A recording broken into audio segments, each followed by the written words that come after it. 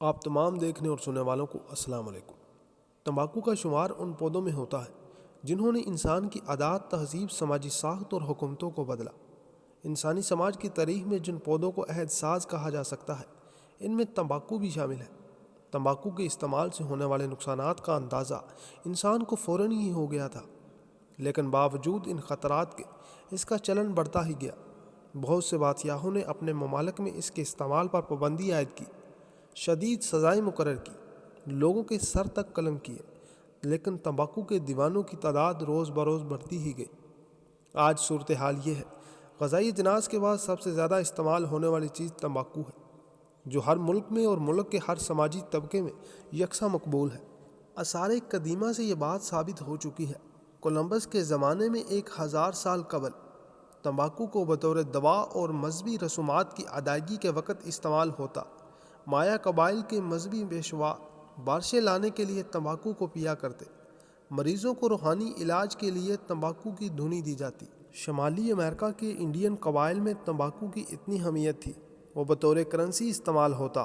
تمباکو کی اچھی پتی اور اچھی قسم کے بدلے میں کوئی بھی چیز خریدی جا سکتی تھی۔ اس کی پتیاں منہ میں چبائی بھی جاتی تھی، اور بطور سنگار بھی اس کا دھواں استعمال ہوتا تھا۔ سنگار کے لیے استعمال ہونے والے تمباکو کو ہوا میں خشک کیا جاتا۔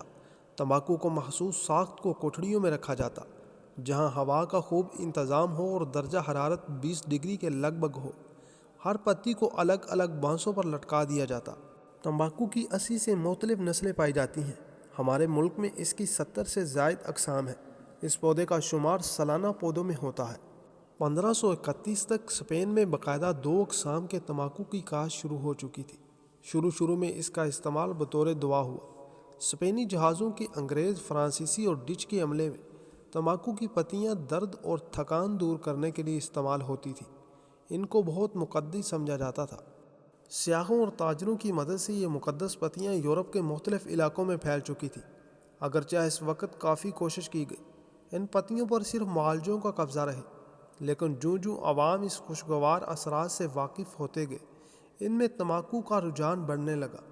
1556 میں ایک سیاح برازیل سے تمباکو کے بیج لے کر فرانس پہنچا۔ 1560 میں پرتگال میں موجود سفیر فرانس جین نکوٹ نے تمباکو کے بیج کاترائن میڈیسی کی خدمت میں یہ کہہ کر پیش کیے، یہ ملکہ کا خاص پودا ہے۔ نکوٹ کے ذریعے دیے گئے تحفے میں یہ بیج بہت مقبول ہوئے۔ تمباکو کا استعمال عام ہو گیا۔ تمباکو کو پھیلانے میں نکوٹ کے کردار کی اہمیت کا اندازہ اس بات سے لگایا جا سکتا ہے، جب لینائس نے جانداروں کے سائنسی ناموں کی بنیاد رکھی، ہر جانور اور پودے کو ایک سائنسی نام دیا تو تمام دنیا میں یکساں استعمال ہو یا پہچانا جائے۔ اس نے تمباکو کا نام نکوٹ کے نام پر نیکوٹینا رکھا۔ اس کا استعمال بہت زیادہ وسیع پیمانے پر ہوتا ہے، سگریٹ، بیڑی، سنگار، نیز کھانوں میں بھی، جبکہ حقے اور پان وغیرہ میں بھی۔